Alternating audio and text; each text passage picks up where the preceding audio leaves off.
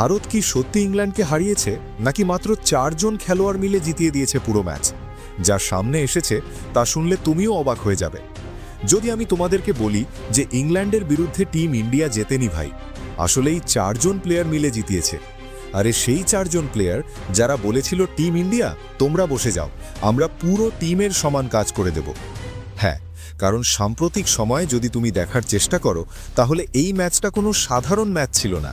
এটা ছিল সেমিফাইনালের ম্যাচ, যেখানে জিতলে ফাইনালে, হারলে সরাসরি বাড়ি। এখানে টিম ইন্ডিয়া টস হেরে গিয়েছিল, তাই মানুষের মনে অনেক টেনশন তৈরি হয়ে গিয়েছিল, কারণ টস মানেই যেন অর্ধেক ম্যাচ জিতে যাওয়া। এখানে ইংল্যান্ডের দল টস জিতে যায়। টস জেতার পর যেমন সবাই করে, তারা ফিল্ডিং বেছে নেয়, অর্থাৎ আগে বোলিং করে। টিম ইন্ডিয়া তখন বলে, ঠিক আছে, আমরা এমন মারব যে তোমরা ভাবতেও পারবে না। এখানে অভিষেক শর্মা প্রস্তুতি নিয়ে মাঠে নামেন এবং বলেন, চলো ভাই, এখন মারধর শুরু করি। কিন্তু ভাই সাহেব তিনি মাত্র 9 রান করে আউট হয়ে যান। এরপর পুরো ম্যাচে আর কিছুই করতে পারেননি। এখানে অভিষেক শর্মার কাছ থেকে আশা করা হয়েছিল যে অন্তত সেমিফাইনালে ভালো খেলবেন, কিন্তু এখানেও তিনি চলতে পারেননি। কিন্তু কি তিনি জয়ের হিরো? একদমই না। তাহলে প্রশ্ন উঠছে, এই ম্যাচের আসল হিরো কারা? এখন এক একে শুনুন সেই নামগুলো। দেখো ভাই, যেই হোক, জয়ের সবচেয়ে বড় হিরো হলেন হ্যারি ব্রুক। হ্যাঁ, হ্যারি ব্রুক ইংল্যান্ডের হয়ে থেকেও ভারতের জন্য যে কাজটা করে দিয়েছেন সেটা আজ পর্যন্ত কেউ করতে পারেনি। কারণ যখন সঞ্জু স্যামসন মাত্র কয়েক রান করেছিলেন, তখন হ্যারি ব্রুক তার সহজ ক্যাচ ফেলে দেন। আর সেটা শুধু ক্যাচ ফেলা ছিল না, ওটা ছিল পুরো ম্যাচ ফেলে দেওয়া। কারণ বলা হয় ক্যাচ মিস করা মানেই ম্যাচ মিস করা। সঞ্জু স্যামসন তখন মাত্র 10-20 রানের আশেপাশে ছিলেন, কিন্তু এরপর তিনি 42 বলে 89 রান করে ফেলেন। ইন্ডিজের বিরুদ্ধে তিনি 97 রান করেছিলেন, আর এখানে সেমিফাইনালে 89 রান করেন। সেমিফাইনালে এত বড় ইনিংস খুব কমই কেউ খেলেছে। 2016 সালে বিরাট কোহলি 82 করেছিলেন, আবার 78ও করেছিলেন। বিরাট কোহলি তো বিরাট কোহলি, কিন্তু এখন ভারতের হয়ে সফল রান চেজে সর্বোচ্চ স্কোর 97 সঞ্জু স্যামসনের। যদিও এখানে রান চেস ছিল না, তবুও তিনি 89 রান করে দেন। যখন সঞ্জু স্যামসন এই 89 রান করেন, তখন সেখানেই পুরো ম্যাচ ঘুরে যায়। টিম ইন্ডিয়া যে 255-254 রান করেছিল, তার মধ্যে প্রায় 90 রান ছিল শুধু সঞ্জুর। খুব বেশি বলও লাগেনি, 40-42-43 বলের মতো। 200-র বেশি স্ট্রাইক রেটে খেলেছিলেন।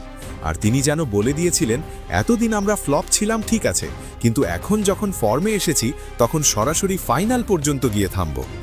দ্বিতীয় বড় অবদান ঈশান কিষান। ঈশান কিষানও এসে দুর্দান্ত ব্যাটিং করেন। প্রায় 18 বলে 40 রান করে ফেলেছিলেন। আর যদি 2-3টে বল বেশি পেতেন, তাহলে 21-22 বলে 50 রান করে দিতেন। যখন ঈশান কিষান সঞ্জুর সঙ্গে ভালো পার্টনারশিপ করেন, তখন সঞ্জুও একটু স্বস্তি পান। মনে হয়, চল ভাই, কেউ তো টিকে আছে।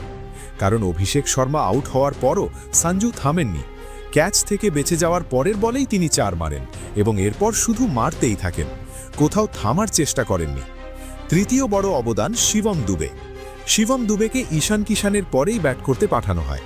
মানুষ ভাবছিল তিলক বার্মা বা সূর্যকুমার যাদব আসবেন, কিন্তু আসেন শিবম দুবে।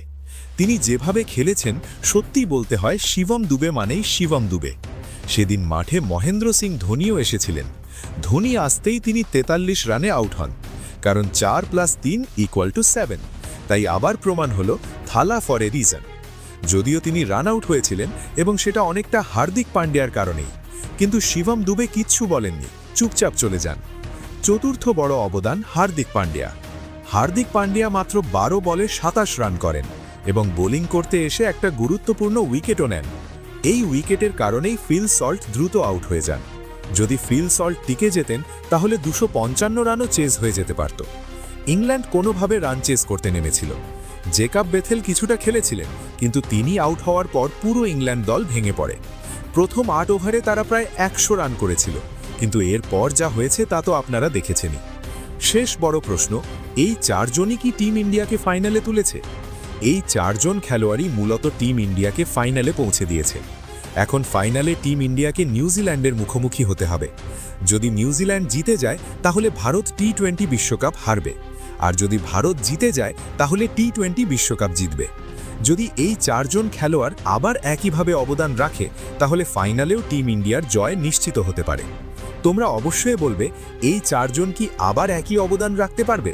আর তোমাদের মতে এমন কোন খেলোয়াড় ছিল যে এদের থেকেও বেশি অবদান রেখেছে টিম ইন্ডিয়ার জয়? দেখি তুমি তার নাম লিখতে পারো কিনা।